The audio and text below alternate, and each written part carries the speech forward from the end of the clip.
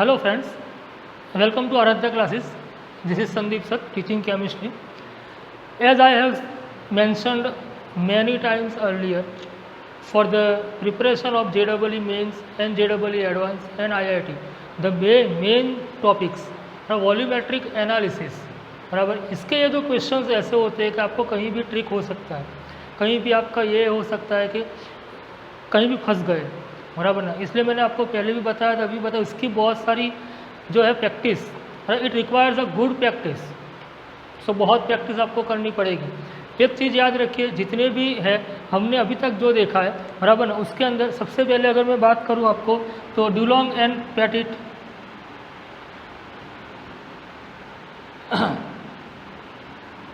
इसके अलावा curious method हमने पढ़ी है, बराबर ना, ड्यूमास हमने पढ़ी है, जेल्डा हमने पढ़ी है,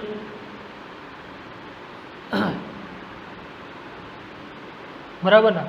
तो ये सब मेथड मैंने आपको बहुत सिखाई है, लेकिन ये सब के अंदर जो हम यूज़ करते हैं कि भाई जो मेथड, तो मेथड सेम ही होती है। आप इसके अंदर कभी भी कंफ्यूज ना हो कि ये मेथड ऐसी है तो इसमें क्या करेंगे, नहीं, ऐसा नहीं होता है। आपने एक रिएक्शन अगर होती है या आपको कुछ प्रोडक्ट मिलती है, बराबर ना, थ्रू कोई भी रिएक्शन, बराबर, तो रिएक्टेंट एंड प्रोडक्ट, ये दोनों चीज़ों के ऊपर हम ध्यान रखते हैं, यही आप याद रखिए, बराबर ना। मेथड चाहे कोई भी हो, ये हो सकता है कि कभी कभी मेथड में कोई और सब्सटेंस यूज़ हो सकता है, लेकिन हम तो वहीं पे ध्यान देते हैं कि हमारी प्रोडक्ट क्या है।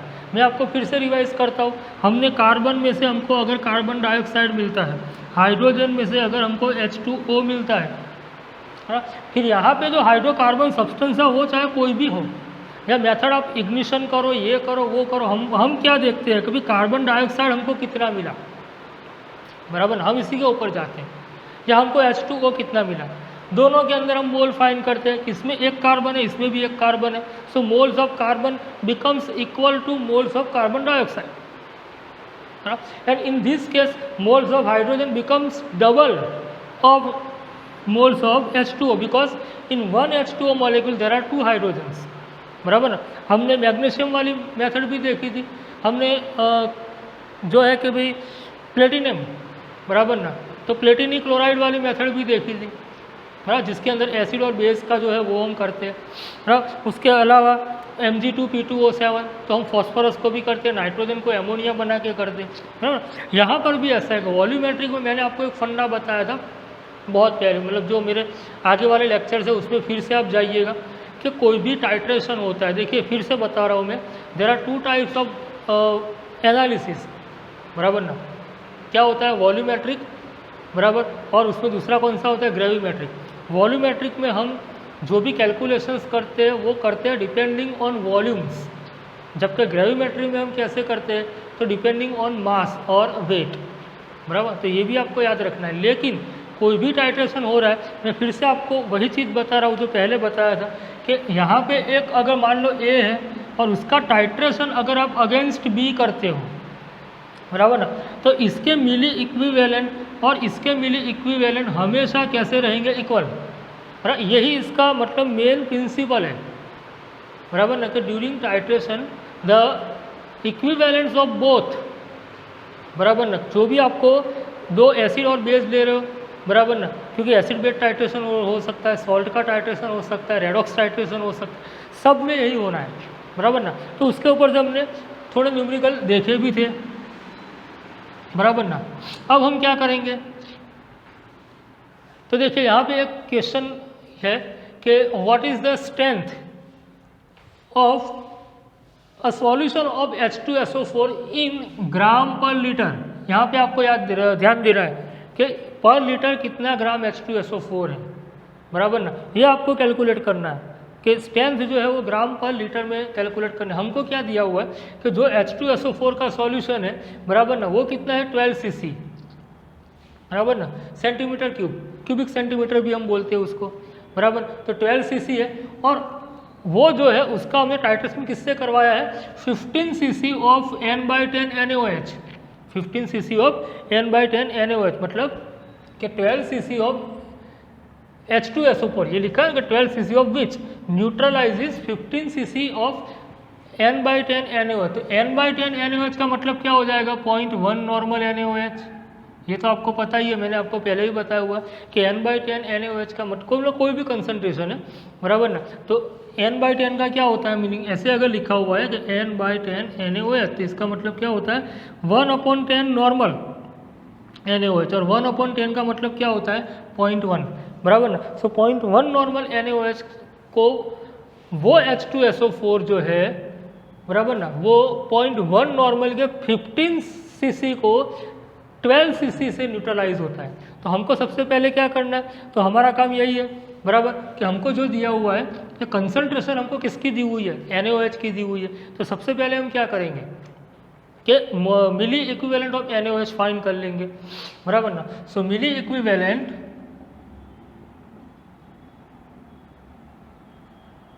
ऑफ NaOH, और वो क्या होता है N/V, Me क्या होता है N/V।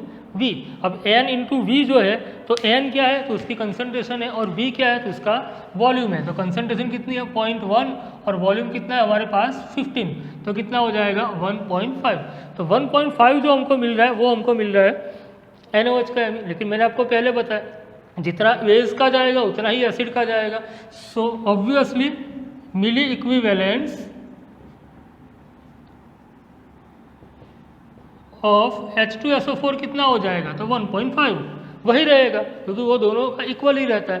तो ये हमको मिल गया। अब हमको क्या फाइंड करना है, हमको फाइंड करना है कि भाई इसके कितना मास जा रहा है H2SO4 का, बराबर ना। अब हमारे पास दोनों का मिली इक्विवेलेंट आ गए, हमारे पास क्वेश्चन यही है, अब नॉर्मलिटी ऑफ H2SO4 क्या होगा, बराबर ना। नॉर्मलिटी यही फॉर्मूला है, देखिए कि N/V equals to milli equivalent. तो नॉर्मलिटी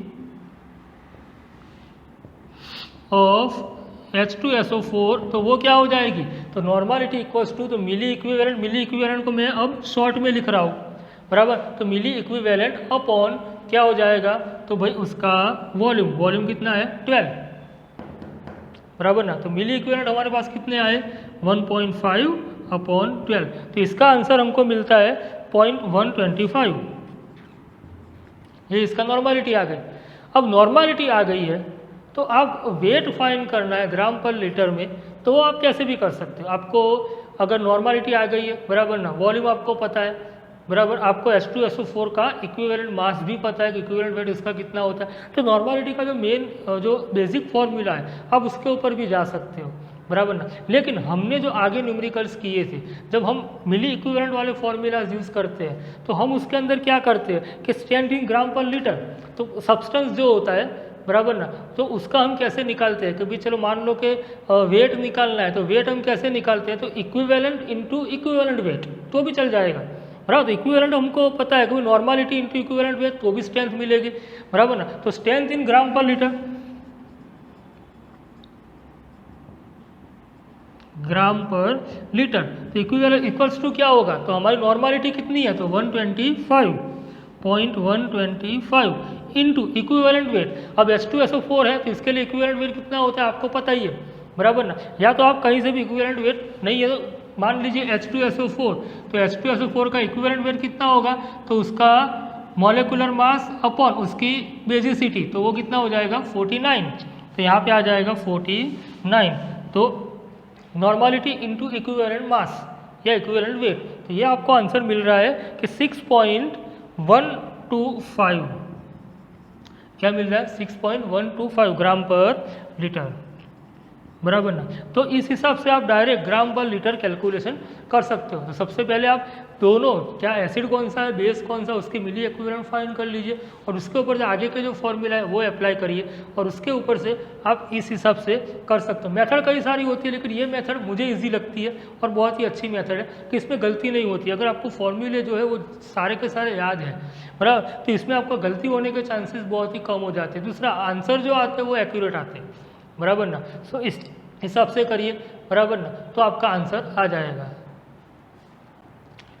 देखिए यहाँ पे एक दूसरा क्वेश्चन है, बराबर ना, कि यहाँ पे देखिए अलग अलग क्वेश्चन में आपको अलग अलग चीज़ें कैलकुलेट करने को दी हो सकती है। यहाँ पे क्या है कि what weight of KMnO4 will be required, बराबर ना, to prepare 250 milli of its N/10 solution, बराबर ना, मतलब यहाँ पे n/10 मतलब कि 0.1 नॉर्मल KMnO4 हमको दिया हुआ है, बराबर ना, कि 0.1 नॉर्मल KMnO4 है, उसका वॉल्यूम हमको कितना दिया हुआ है तो 50 मिली, तो 50 मिली ऑफ 0.1 नॉर्मल KMnO4 है, तो उसका अगर उसको बनाने के लिए कितना KMnO4 चाहिए, ये बहुत ही आपको तुरंत क्या क्या जैसे क्वेश्चन पढ़ोगे आपको 11th स्टैंडर्ड याद आ जाएगा, क्योंकि आपने फर्स्ट चैप्टर में ये बहुत कुछ किया हुआ है, बराबर ना। सो हम दोनों मेथड से इसको करते हैं आराम से, बराबर। तो सबसे पहले देखिए KMnO4 है तो उसका मिली इक्विवेलेंट फाइंड करिए, तो मिली इक्विवेलेंट ऑफ KMnO4 तो वो क्या होगा, तो उसकी जो भी है नॉर्मालिटी बराबर इंटू उसका वॉल्यूम। अब नॉर्मालिटी कितनी है तो 0.1 बराबर ना, इंटू वॉल्यूम कितना दिया हुआ है हमको 250 बराबर ना, तो 0.1 इंटू 250 तो हमारे मिली इक्विवेलेंट कितने हो जाएंगे 25 बराबर, उससे मल्टीप्लाई हो जाएगा तो 22, क्योंकि ये 1/10 है तो 250/10। अब ये हमारा क्या आ गया, तो उसके मिली, देखिए सामने कुछ नहीं दिया हुआ, खाली आपको सॉल्यूशन बनाना है, लेकिन ये इसकी मेथड है, बराबर ना। अब हमको देखिए हमारे पास इक्विवेलेंट हम कैसे फाइंड करते हैं, तो नंबर ऑफ इक्विवेलेंट्स, ये फॉर्मूला भी आप मैंने आगे भी यूज़ किया था बहुत बार, बराबर। तो वो क्या होता है, तो मिली इक्विवेलेंट शॉर्ट में लिख रहा हूँ अपॉन 1000, तो मिली इक्विवेलेंट कितने हैं 25 और 1000 से मल्टीप्लाई करिए तो 0.025, ये आपका हो जाएगा इक्विवेलेंट, बराबर। तो ये इक्विवेलेंट आ गया 0.025। अब हमको क्या करना है, तो भाई कितना वेट है, तो वेट क्या होगा, तो weight of KMnO4 equals to क्या होता है, तो number of equivalent into equivalent mass या equivalent weight. Number of equivalent कितने हमारे पास 0.025 into equivalent weight of KMnO4 हमको क्वेश्चन में दिया हुआ है, देखिए अगर नहीं दिया हुआ है तो आपको उसको निकालना पड़ेगा, लेकिन यहाँ पर दिया है if equivalent weight of KMnO4 is 31.6 तो वो हो जाएगा 31.6। तो हमारा क्वेश्चन क्या है कि व्हाट वेट, ये आपका वेट बराबर of KMnO4 will be required to prepare 250 milli of n/10 solution of KMnO4 बराबर if equivalent mass of KMnO4 is 31.6 ना, तो 0.025 इंटू 31.6 ये आपका आंसर जो है वो आता है 0.79 बराबर। तो 0.79 gram of KMnO4 will be required, बराबर ना। अब हम हमारी मेथड करेंगे कि भाई नॉर्मालिटी जो हम आज तक करते आए हैं, तो नॉर्मालिटी का फॉर्मूला क्या है, अगर मिली में है आपका वॉल्यूम, आप मिली में लेते हो तो 1000 into weight of solute upon equivalent mass या equivalent weight into volume of solution, बराबर।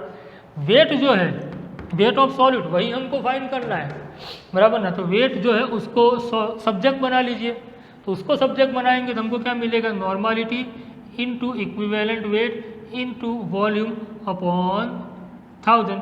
अब नॉर्मालिटी हमारे पास कितनी है, तो 0.1,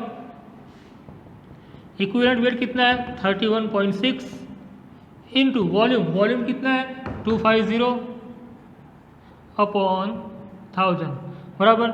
आंसर आएगा 0.79 gram of KMnO4 will be required, बराबर। तो ये क्वेश्चन के अंदर देखिए आपने दोनों, अब ये मेथड भी यूज़ कर सकते हो, ये मेथड भी यूज़ कर सकते हो, बराबर ना। दोनों में आपको आंसर मिलेगा। ये वाली आप सीख के आए हो, ये वाली आपको इस टाइम पे कुछ नया लगा होगा, लेकिन दोनों से आप कैलकुलेट कर सकते हो। तो फॉर्मूला बहुत सारे हैं, उसके ऊपर से आप कैलकुलेट कर सकते हो। देखिए एक छोटा सा क्वेश्चन है, बराबर ना, लेकिन इसमें आपको कैलकुलेशन करके ये डिसाइड करना है कि जो रिएक्शन होने के बाद क्या होगा, बराबर ना। देखिए क्या है, a sample of Na2CO3 into H2O, बराबर ना, एक सब्सटेंस लिया गया वे इन 0.62 ग्राम, बराबर ना। तो Na2CO3 H2O का सब्सटेंस जो है उसका 0.62 ग्राम लिया गया और फिर उसको ऐड किया गया, is added to 100 milli of 0.1 normal H2SO4, बराबर ना। तो हमको यहाँ पे दिया हुआ है कभी 100 मिली 0.1 नॉर्मल H2SO4, उसके अंदर हमने क्या ऐड किया है, तो भाई 0.62 ग्राम Na2CO3 इंटू H2O, ये दोनों को ऐड कर दिया, स्टर कर दिया, सब कुछ कर दिया। अब हमारा क्वेश्चन क्या है कि विल द रिजल्टिंग सॉल्यूशन, जो भी सॉल्यूशन बनेगा ये दोनों को मिक्स करने के ऊपर, बराबर, मिक्स करने के बाद, तो that solution will be either acidic, basic और न्यूट्रल, बराबर ना। तो ये हम कैसे फाइंड करेंगे, कभी उसके रिएक्शन होने के बाद क्या होगा, बराबर ना। तो ये क्या हो सकता है, देखिए हमने जो है वो सॉल्ट को यहाँ पे यूज़ किया हुआ है Na2CO3, अब वो रिएक्शन करता है ऑब्वियसली H2SO4 के साथ। आपको पता होगा कार्बोनेट जो होते हैं और बाइकार्बोनेट एसिड्स के साथ, बाइकार्बोनेट चलो ये मिनरल एसिड के साथ इतना रिएक्ट नहीं करते भी है थोड़ा बहुत, लेकिन कार्बोनेट तो करता ही है, बराबर ना। सो कोई भी कार्बोनेट है, मान लो कि हमारे पास HCl है, बराबर, ये भी एक स्ट्रॉन्ग एसिड है। अब इसके साथ हमने कार्बोनेट यूज़ किया है तो हमको क्या मिलेगा, तो भी NaCl मिल जाएगा, है ना। ये Cl और ये Na, यहाँ से हमको क्या मिलेगा, कार्बन डाइऑक्साइड मिल जाएगा, बराबर ना। बराबर, और कार्बन डाइऑक्साइड के साथ हमारे पास हाइड्रोजन है और ऑक्सीजन है, तो ये दोनों मिलकर हमको वाटर भी थोड़ा बहुत दे देंगे, रिएक्शन आप बैलेंस कर सकते हो, बराबर। तो ये जो रिएक्शन होगी जब दोनों को मिक्स करेंगे, बराबर ना, तो रिएक्शन तो होने ही वाली है। तो रिएक्शन होने के बाद अगर सब्सटेंस एसिडिक है, मतलब क्या होता है कि आप दोनों, मैंने आप फिर से आपको बता रहा हूँ, आप दो चीज़ों को लेते हो, दोनों के मिली इक्विवेलेंट हमेशा इक्वल होते हैं, ये प्रिंसिपल है। लेकिन अगर आपने 100 मिली .1 नॉर्मल H2SO4 में ये सब्सटेंस ऐड किया, अगर ये सब्सटेंस जितना ऐड होना चाहिए उससे कम होता है तो आपका एसिड जो है वो बचेगा, मतलब कि दोनों के मिली इक्विवेलेंट इक्वल नहीं आएंगे, दोनों को ही मिली इक्विवेलेंट इक्वल आने चाहिए, बराबर ना, तो न्यूट्रल होगा। अगर नहीं आते हैं, इसके थोड़े ज़्यादा रह जाते हैं तो सॉल्यूशन आपका एसिडिक होगा। ये हो सकता है कि आपने ये सब्सटेंस ज़्यादा डाल दिया कि इसके प्रोपोर्शन से, तो ये पूरा यूजअप हो जाएगा और ये जो है वो एक्सेस अमाउंट में रहेगा, तो ये हो सकता है कि आपका जो भी सॉल्यूशन जो है वो मतलब बेसिक की तरफ जाएगा, क्योंकि पीएच जो है वो इंक्रीज हो जाएगी, बराबर ना। हमको क्या फाइंड करना है, तो एम ई। सबसे पहले देखिए H2SO4 के लिए हमको दोनों चीज़ें दी हुई है, सो मिली इक्विवेलेंट ऑफ H2SO4, तो वो क्या हो जाएगा, नॉर्मालिटी इंटू वॉल्यूम, बराबर ना। सो नॉर्मालिटी इंटू वॉल्यूम जो है, तो नॉर्मालिटी कितनी है हमारे पास 0.1 इंटू वॉल्यूम हमारे पास कितना है 100, तो कितने आ गए 10, तो 10 इक्विवेलेंट हमारे पास आ गए H2SO4 के। अब हमको पता है, हम हर एक न्यूमेरिकल में लेके चलते हैं कि भाई जितना H2SO4 का होगा उतना NaOH का होगा, वो लेके चलते हैं। यहाँ पे ऐसा नहीं, हमको प्रूव करना है कि यहाँ पे हकीकत में ऐसा होता भी है कि नहीं। तो हमारे पास देखिए, अब इसका जो वेट है Na2SO4 का, हमारे पास Na2CO3 जो है H2O, उसका हमारे पास वेट है, तो वेट के ऊपर से हमको Me अगर फाइंड करना है तो हम कैसे करेंगे, बराबर ना। सो मिली इक्विवेलेंट क्या होता है, तो उसका सबसे पहला इक्वेशन तो ये है। दूसरा इक्वेशन क्या है कि number of equivalent equals to milli equivalent upon 1000, ये भी है। अब ये हमको यूज़ करना है, इसके ऊपर से हमको अगर ये लेना है तो हमारे पास ये होना चाहिए। तो ये हम कहाँ से लेते हैं, तो भी weight of substance equals to, मतलब वेट लिख रहा हूँ यहाँ पे, equals to number of equivalent into equivalent weight, बराबर ना। तो ये हो सकता है कि हम पहले क्या करेंगे, ये फॉर्मूला का यूज़ करेंगे कि नंबर ऑफ इक्विवेलेंट जो है, बराबर ना, और वेट, क्योंकि वेट हमको दिया हुआ है तो नंबर ऑफ इक्विवेलेंट हम फाइंड कर सकते हैं, तो नंबर ऑफ इक्विवेलेंट हम फाइंड करेंगे, बराबर ना। 2-3 फॉर्मूला में यूज़ कर रहा हूँ, तो number of equivalent equals to क्या हो जाएगा, तो weight of substance upon equivalent weight, बराबर ना। अब वेट ऑफ सब्सटेंस हमको कितना दिया हुआ है, तो 0.62, बराबर ना, और उसका इक्विवेलेंट मास कौन है अभी, Na2CO3 है, तो उसका होता है 62, बराबर ना। ये इसका इक्विवेलेंट मास होता है क्योंकि 2 इलेक्ट्रॉन जाएंगे इसमें से, बराबर ना। तो ये हमको आंसर मिल रहा है अभी 0.01। अगर आपके पास कुछ है ऐसा एपरेटस जिससे आप कैलकुलेट कर सकते हो, साथ साथ में करते रहिएगा तो भी चलेगा, बराबर। अब हमारे पास ये आ गया इक्विवेलेंट, नंबर ऑफ इक्विवेलेंट, तो हम इसका यूज़ यहाँ पे कर सकते हैं क्योंकि 0.01 आया है। तो अब मिली इक्विवेलेंट इक्वल्स टू क्या हो जाएगा, तो नंबर ऑफ इक्विवेलेंट इनटू ये 1000 ऊपर आएगा, तो नंबर ऑफ इक्विवेलेंट हमारे पास कितने आए, तो वो आए 0.01 इंटू 1000, तो 1000 से मल्टीप्लाई होगा मतलब 1 2 3, तो वो हो जाएगा 10, बराबर ना। तो यहाँ पर भी देखिए नंबर ऑफ H2SO4 भी 10 आ रहे हैं, मतलब कि मिली इक्विवेलेंट ऑफ H2SO4 भी 10 आ रहे हैं, और हमारे Na2CO3 के लिए भी मिली इक्विवेलेंट 10 आ रहे हैं। मतलब कि ये दोनों के मिले अंदर अगर 100 मिली 0.1 नॉर्मल H2SO4 के अंदर 0.62 ग्राम Na2CO3 H2O ऐड किया जाएगा, तो जो रिजल्टिंग सॉल्यूशन होगा वो क्या होगा, न्यूट्रल। हाँ, ये आपको यहाँ पे प्रूव करना पड़ेगा, बराबर ना। सो फिर से एक बार देख लीजिएगा तो आपको ये पूरा समझ में आ जाएगा। तो देखिए यहाँ पे एक बहुत ही छोटा सा और ऐसा क्वेश्चन है कि जिसमें आपको दो कैलकुलेशन करनी है, सेम टाइप की करनी है लेकिन इजी ही है। अब कि calculate the number of milli equivalent of acid, हमको फाइंड क्या करना है, milli equivalent of acid present in दो केसेस है। फर्स्ट है कि भी 100 milli 0.5 molar oxalic acid and second is 50 milli of 0.1 molar H2SO4, बराबर। अब ऑक्जेलिक एसिड का आपको फॉर्मूला पता है कि भी COOH और COOH। तो यहाँ पे देखिए 2 हाइड्रोजन है तो इसकी बेसिसिटी जो है वो 2 है, बराबर। H2SO4 को भी आपको पता है इसकी बेसिसिटी 2 है, क्योंकि 2 है, 2 हाइड्रोजन इसमें भी है, 2 हाइड्रोजन इसमें भी है। अब हमको देखिए मोलारिटी दी हुई है, मिली इक्विवेलेंट जो है तो उसमें सबसे पहले हम क्या करेंगे, नॉर्मालिटी। तो नॉर्मालिटी क्या हो जाएगी, तो मोलारिटी इंटू 2, मोलारिटी क्या है भाई 0.5 इंटू 2 हो जाएगा, बराबर ना। सो 0.5 जो है उसको अंदर आपने 2 कर दिया तो ये क्या हो जाएगा, तो भाई 1 हो जाएगा यहाँ पे, बराबर। ये सीधा आंसर आ जाएगा, तो ये आपका है 1 नॉर्मल। अब मिली इक्विवेलेंट ऑफ ऑक्जेलिक एसिड क्या हो जाएगा, तो नॉर्मालिटी इंटू वॉल्यूम, तो 1 इंटू वॉल्यूम कितना है 100, तो ये आपका आ जाएगा 100 मिली इक्विवेलेंट, बराबर। तो ये एक केस आपका खत्म। अब दूसरा क्वेश्चन है कि 50 मिली 0.1 मोलर H2SO4 में कितना सॉल्यूशन मिली इक्विवेलेंट रहेगा, तो इसमें भी आपको मोलारिटी दी हुई है, तो नॉर्मालिटी क्या होगी, normality of H2SO4 equals to molarity into 2, molarity है 0.1 इंटू 2, तो ये हो जाएगा 0.2, बराबर ना।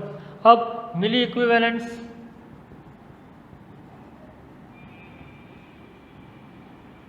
बराबर, इक्वल्स टू क्या होगा, तो normality into volume, normality 0.2, volume कितना है 50, वॉल्यूम हमको कितना मिल रहा है 50। तो बहुत ही कंप्लीट आंसर है, कभी इसका भी कितना है, इसका 100 और इसका 10।